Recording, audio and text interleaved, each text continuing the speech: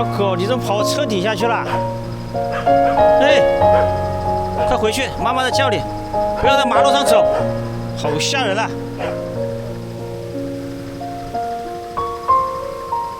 哎，别跟我走，到妈妈那里去。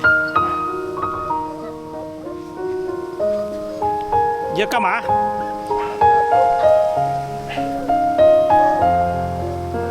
到妈妈那里去，不在路上走。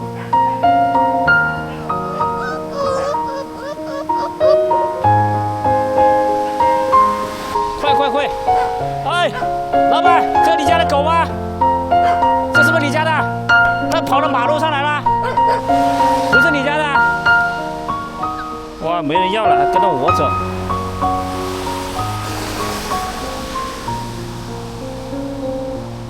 你喜欢你话题比较紧。哦，我养不活它，它不是你家的？不是我家。它为什么在这个马路中间走啊？差点压死了。那跟我回去吧。跟我回去。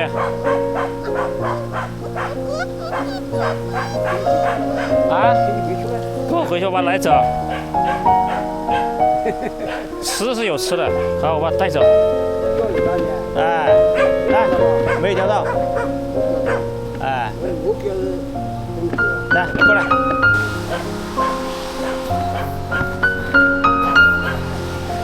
好，那我把它带走，待在这个里面别动啊。待会儿给你找吃的啊！哦，饿了是吧？啊，先给你吹一下，把身上吹干啊。我也玩呀，那只德牧幼犬，它现在被你拖着下巴，眼神软乎，完全没有张任何的威风劲。不过黑棕配色的胎毛已经能看出德牧的标志性特征了。